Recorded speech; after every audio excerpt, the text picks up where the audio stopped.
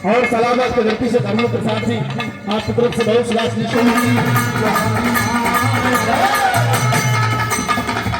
हाथ उठा लीजिए सब लोग। क्या बात है, जय भीम, जय भीम।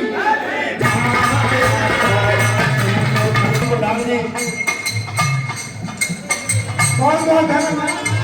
संतोष पटेल जी प्रधान जी आपकी तरफ से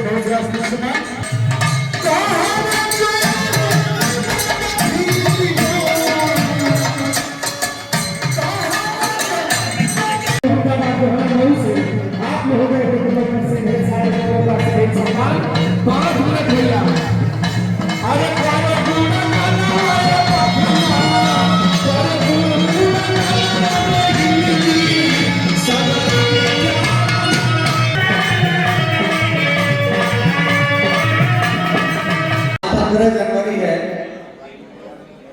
आज से ठीक 69 साल पहले एक गरीब दलित परिवार में एक बच्ची ने जन्म लिया था। वो बच्ची ने जब होश संभाला तो उसका मन पढ़ाई में बहुत लगता था और वो पढ़कर बहुत बड़ा अफसर बनना चाहती थी। लेकिन उनकी मुलाकात मान्यवर काशी राम जी से हुई और काशी राम जी का जो आंदोलन चल रहा था उनके साथ वो चलने लगी। आईएएस बनने का सपना उस वक्त खत्म हुआ जब उन्होंने मान्यवर जी के साथ गांव-गांव में घूमकर अपने समाज की बदतर हालत को देखा। उन्होंने देखा कि जो दलित हैं, जो शोषित हैं, जो पीड़ित हैं, उनको इंसाफ दिलाने के लिए कोई आवाज उठाने वाला नहीं है।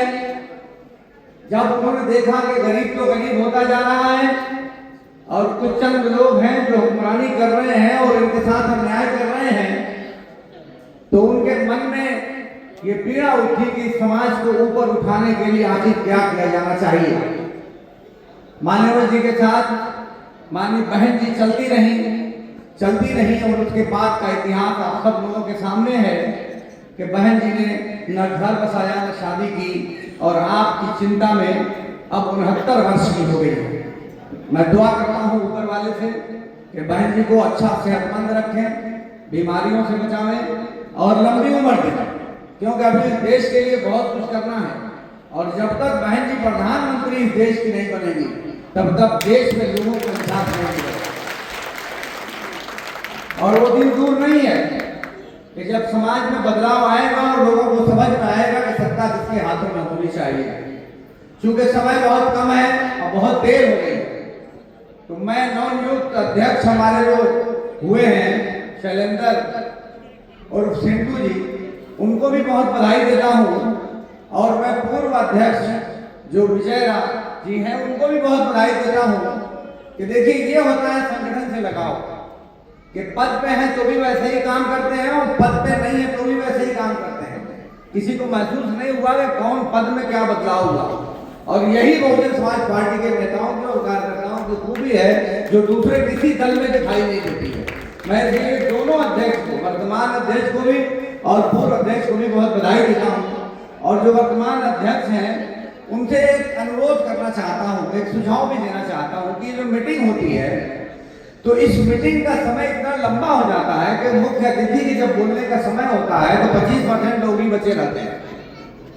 तो एक तो ये अगर संभव हो कि 2 घंटे में ये कार्यक्रम समाप्त किया जाए तो फिर कोई यहाँ से जाएगा नहीं।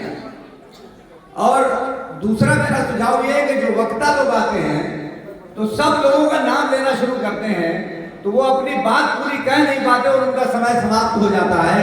तो ऐसा नियम बनाइए कि अध्यक्ष जी कहेंगे लोग अपनी बात को शुरू करें और बात को रखें, आदान प्रदान हो तो ज्यादा अच्छा है। और एक अंतिम सुझाव मेरा ये है कि महिलाओं की भागीदारी हमारी पार्टी में हर जगह बहुत ज्यादा होती है और ये महिलाएं वोट भी हमसे ज्यादा नहीं तो हमसे कम तो नहीं देती है और किसी भी मामले में हमसे पीछे नहीं है। मगर मैं देखता हूं कि उनको बोलने का भी अवसर नहीं दिया जाता है और यहाँ बैठकों की अगली पंक्ति में भी किसी महिला को जगह नहीं दी जाती है। बात ठीक नहीं है। अगली पंक्ति में जगह मिलनी चाहिए कम से कम 1-2 महिलाओं को जरूर बिठाना चाहिए और बोलने में भी 1-2 महिलाओं के विचार को जरूर लिया जाना चाहिए। ये मेरा सुझाव है। मैं आशा करता हूं कि आने वाले दिनों में इन सुझावों पर भी पार्टी चर्चा करेगी, संगठन में चर्चा करेगी और अगर उचित होंगे तो उसे अमल करने की कोशिश करेगी। मुझको साथियों 1.5 साल हुआ जब आपने मुझे अध्यक्ष बनाया था और पूरे उत्तर प्रदेश में सबसे ज्यादा वोटों से जिताया था। मैंने प्रयास किया है कि मैं अपनी जिम्मेदारियों को पूरा करूं और जितनी मेरे नगर पालिका क्षेत्र में दलित बस्तियां हैं और शोषित बस्तियां हैं उन सभी बस्तियों तक विकास को पहुंचाने का प्रयास किया। और इस 1.5 साल में आपको काम दिखने लगा होगा और आने वाले दिनों में मैं यकीन दिलाता हूं कि मैं ढूंढ के अपने लोगों के वहां काम करता हूं। और आपसे कहना चाहता हूं 2 बातें। एक तो ये बताना चाहता हूं कि जो सीमा विस्तार के बाद नए गांव आए हैं हमारी नगर पालिका में, उसमें काशीराम आवास, उसमें प्रधानमंत्री आवास के लिए फार्म भरे जा रहे थे। मगर जिन लोगों ने फार्म भरा था वो किसी कारणवश सारे निरस्त हो गए और ऑनलाइन फार्म भरना है। तो जिन लोगों का सीमा विस्तार के बाद ये गांव इस नगर पालिका में आया है तो उन सब लोगों से मेरा अनुरोध है कि वो अपना फार्म ऑनलाइन फार्म भरवा दें, सब लोगों को आवास मिल जाएगा। इतनी पूरी व्यवस्था है। और दूसरा ये है कि जिन लोगों को कोई भी काम हो तो वो नगर पालिका में आवे, अध्यक्ष जी से कहें, हमारे विधानसभा अध्यक्ष हैं, पार्टी के बहुत सारे लोग हैं। मैं कमी ये देखता हूं कि किसी बस्ती में आपको किसी काम की जरूरत है तो कोई आता नहीं चल के, ना कोई कहता।